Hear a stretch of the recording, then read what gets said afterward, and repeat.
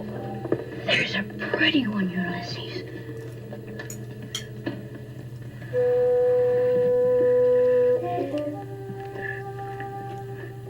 There it is. Well, hello BookTube, I'm Sean the Book Maniac. Welcome back to my channel. Here I am in the closest and newest park in my neighborhood, sitting on a bench in an area that I've never even thought about filming a video. It's a gorgeous background, but I think because it's 6:30 in the morning, the sun hasn't risen high enough to make it untenable. So I better keep going here.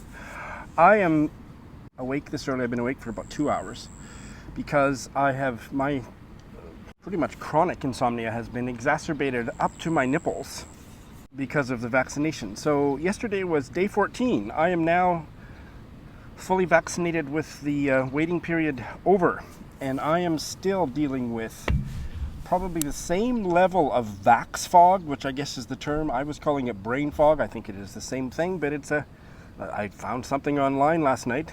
I read it on the internet, must be true, that it's actually, there's a bit of the COVID virus in the vaccine, right? And so it's a weakened version of what people with COVID go through, like our dear friend Kim of Middle of the Book March. My heart goes out to you, Kim. I am wishing you a speedy and full recovery. My goodness. Sending you big hugs and kisses. The biggest, gayest kisses on either side of the Pacific.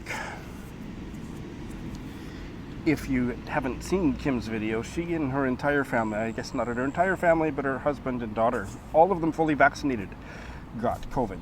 So they have mild symptoms, they're at home, but they're sick.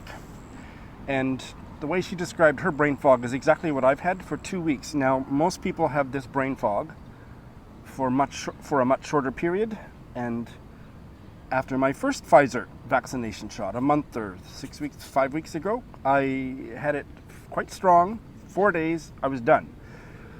This time, I never had it as strong, and it is getting better, or it did get better, and now I'm kind of plateauing on a level where I am able to read, unlike Kim. I feel bad for Kim that she isn't able to read right now. Not even a trashy romance novel. I'm able to read, but I'm not able to do very much else, and I'm not really good at, I don't know, my interpersonal skills, always quite mediocre, are really, I'm just not really wanting to do very much. I'm still teaching my classes on Zoom, and I'm able to rouse myself for an hour, but I'm just feeling kind of a bit out of commission, and it's 14 days. So Mom said she has a friend who's closer to her age, so older than me, who had this same vax fog, this same brain fog after her second Pfizer shot for a full month. So I have a feeling that I'm going to be like that. And so what typically happens is I'm at my best from about 6 p.m. till bedtime and fall asleep around midnight, and then I'm wide awake, wake up wide awake at 4 o'clock, and even though my brain is a bit foggy, it's one of my peak times, and so my body I just have to get up. So here I am, and I'm going to make my Friday reads, go home and sleep until lunchtime, I think is the plan. In addition to feeling a lot of compassion for dear Kim in New Hampshire, I also have to say that her story, it has kind of spooked me. So I was telling you all last Friday reads that I was really looking forward to going out and going for ramen on the day, yesterday, the day of my 2 week, past the shot thing. And I chickened out, and I'm not sure I'm going to change my lifestyle at all or very much if I'm still at a great risk of getting COVID but not dying from it. I'm not sure what kinds of activities I'm willing to risk. So I stayed home yesterday all day. I am not panicking, I'm not full of anxiety about this, but I'm just telling you, this is kind of where I'm at. I'm not sure, but that I might not change my lifestyle ever. So, and I'm so used to it that, I really not sure how much I care about reviving a social life and going out in public, sitting indoors in a restaurant. Maybe none of that's very important anymore. We'll see. Not making any pronouncements, at least not about that today. So, with that out of the way, Here is my week in review.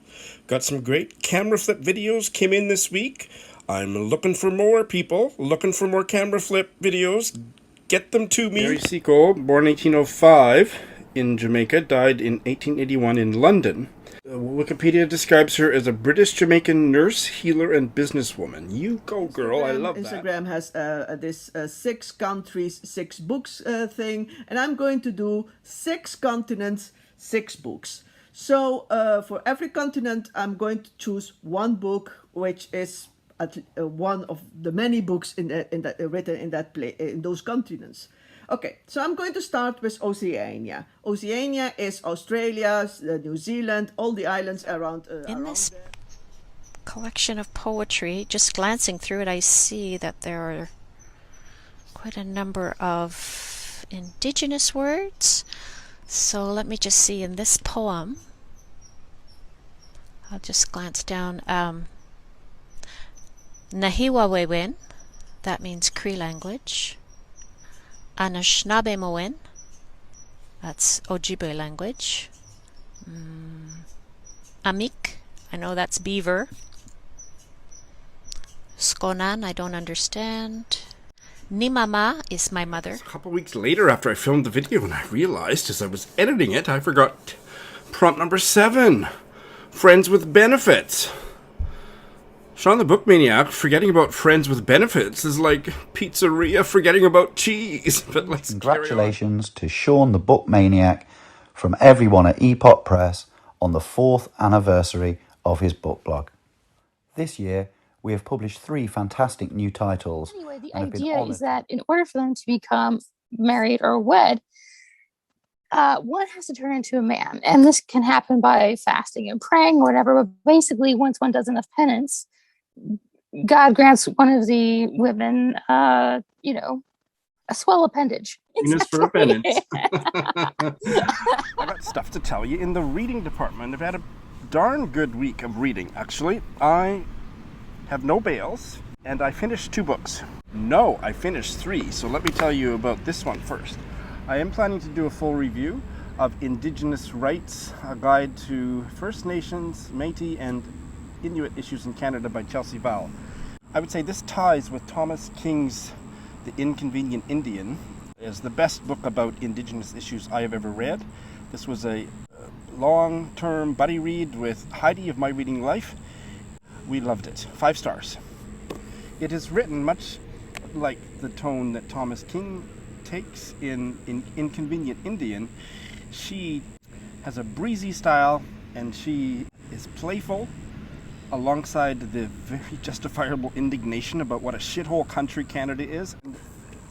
Makes her analysis easy to understand, palatable, and I learned so much, and I'm going to be referring to this, just like I will to The Inconvenient Indian, forevermore. And I hope that she even writes an update or writes more books. I have to figure out how to work my bank account, but she has a Patreon account. It's the first person in my life that I've wanted to support them on Patreon. She's doing such important cultural, political work in terms of dismantling the nation state of Canada. That's what I want to happen, and I want to be involved somehow. And this book gives me some analysis and some courage in that department. And yesterday I finished 2 novels. I finished Rickshaw Boy by Lao She, translated from the Chinese by Howard Goldblatt. I enjoyed this. I give it 4 stars. This was, I think, originally for, what was it for? Oh, I think this goes way back to Katie of Books and Things, 1900 to 1950 readathon. When was that? I was reading this over several months. It was originally published, the publication history is fascinating. First published in China in 1937 and has been published in a few translations in the West ever since, including one by Pearl Buck, but not this one. I would say one of the reasons I couldn't give it 5 stars was because I didn't think the translation was particularly wonderful. I mean, it was competent, but the writing was nothing to write home about, if I can put it that way. And I didn't really start to notice this until quite a ways in. When the translator had the choice of a cliched expression, he would always choose it, and that started to grate on me a bit. but I don't want to talk anybody out from reading it. I think it's an excellent novel set in pre-communist China in Beijing, and it's about a rickshaw driver. I think it's set in the 1910s. It's a bleak story, and to be honest, aside from feeling lust for this strapping young rickshaw boy who grew up to be a rickshaw man, I wasn't very interested in him as a character, so that was another reason. He was not very bright, and he was easily manipulated by people and by society and institutions and capitalism. And this is not a communist novel, but it's certainly an indictment of individualism. I thought the themes were a little bit banging me over the head with the themes, and I didn't find him that interesting of a character, but yet I still was really engaged. I should say more about what I liked, shouldn't I, for a 4-star read. I really got a sense of Beijing in this era, and am fascinated because I know so little about what China was like in this decade, in advance of, where socialism and political ferment and revolution are starting to rumble in society. I recommend it. It wasn't completely and utterly a Sean book. I also finished this Chilean novel, My Tender Matador, by Pedro Lemebel, translated from the Spanish by Katherine Silver. Okay, there the sun's poking its head above, so I hope I don't have to move. Well, I'm going to be probably doing a little bit of squinting. I'm going to try not to squint. Damn it.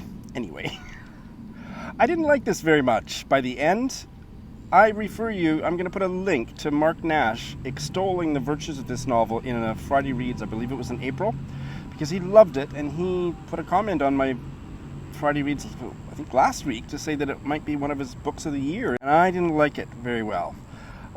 It's about a kind of a drag queen character in the 80s who is at first maybe perhaps unwittingly agrees to have a bunch of rebels against Pinochet use the roof of their house for meetings, and they tell him, the drag queen, that they are students and they want to study, and also store their weapons, their bombs, in the, this is terrible. I'm gonna have to move. Yeah, I'm gonna move, because I'm squinting too much.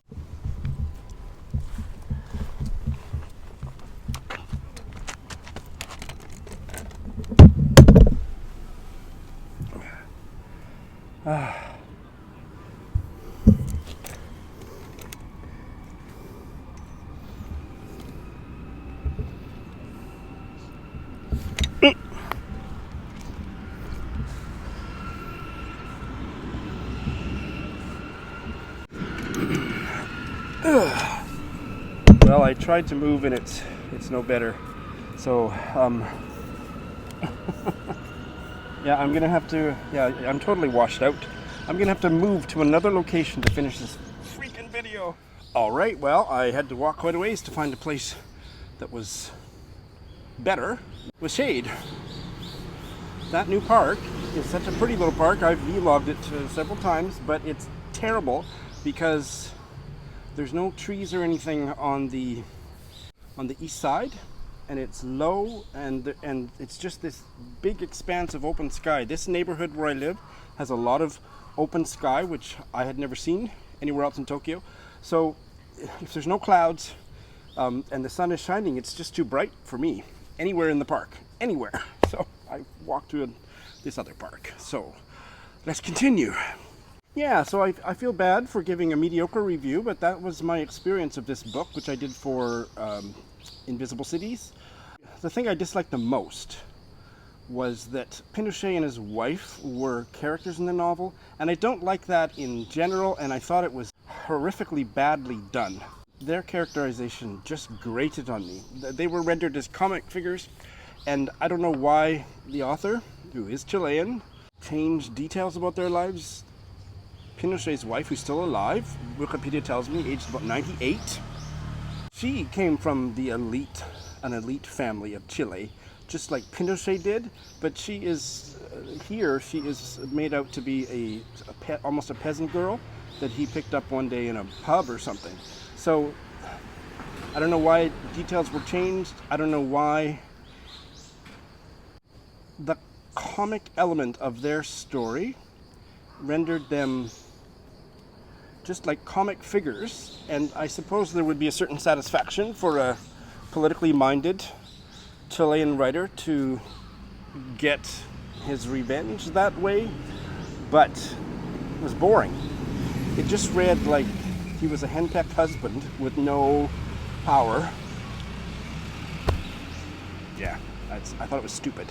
The other storyline is with the drag queen and this young student who is seemingly a little bit bi-curious, and their relationship, and I didn't really like that, but I liked it better. I thought some of the language was a bit too flowery, and Mark would disagree with me about all of these points, so please go check out his review, and also check out other reviews, because no, I didn't think it was very good. So that happened.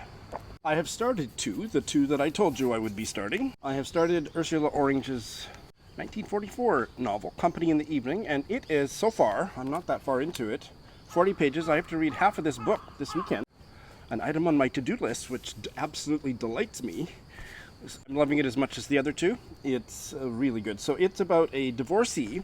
One of the things I love about Ursula Orange, who wrote in the 30s and 40s, and maybe even into the 50s. She died, I think, in 57.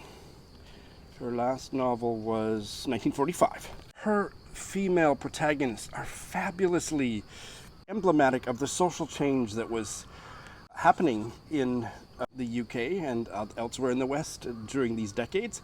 And they are delightful, acerbic, playful, sexual. I love her protagonists, and so far I'm loving Vicky. She's a young mother. I think she's 30, maybe 33 or something. Published in 1944, so it's set during the war. She's fairly newly divorced. She doesn't hate her husband, even though he cheated on her. And the implication is that, I think I'm reading between the lines, but on my third Ursula Orange novel, I think I'm safe to say that her rationale was, well, I would have cheated on him, but he beat me to it.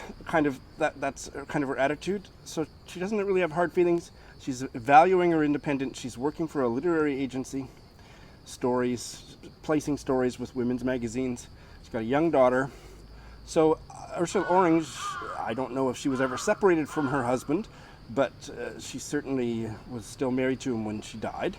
But she had a young daughter during the war, and so they're living out in the countryside, and her brother was killed at Dunkirk about a year ago, and his very young and very pregnant widow moves in with her. Company in the Evening, and that is a very new situation which has barely started yet, but these sound like weighty, intense, emotionally, tragic issues, and she writes about them with such a light touch. So far, loving it. Looking forward to checking in with my fellow Ursula Orange groupie, Leah, in Calgary this weekend. And I'm sure more than a few of you are wondering what my initial thoughts are on this tome, the biggest book on the Booker this year, Great Circle by Maggie Shipstead. And I have read just under 60 pages, which is a mere fraction of 700 pages, I think. No, 560 pages or something. I think it's good. My early assessment is I'm really engaged by the story. I'm enjoying the writing, I'm enjoying the characters. I have reservations about the character who's closest to the surface, because she was a child movie star, Hadley Baxter. And she plays this female pilot who disappears in the first half of the story, which that part of the story hasn't unfolded, but that's the basic premise, that there's this a kind of an Amelia Earhart character. But I don't think Shipstead based this novel on Earhart, but on another female aviator of the era who disappears. But in the year 2014, we have this brilliant, troubled Hollywood starlet, Hadley Baxter, and I don't do well with movie star protagonists. I just don't. I'm not interested in that kind of celebrity. Never have been. Can't stand it, in fact. But so far, the backstory has really grabbed hold of me, so I'm hoping that I continue to enjoy it, because I'm finding it really absorbing. So here is my old laptop, which I have been relying on when I do alfresco Friday reads or whatever for years now. But even though I've got it plugged into a charger, it won't hold its charge. I mean, it was 100% charged. I immediately put it into its charger, and it's still gone dead on me.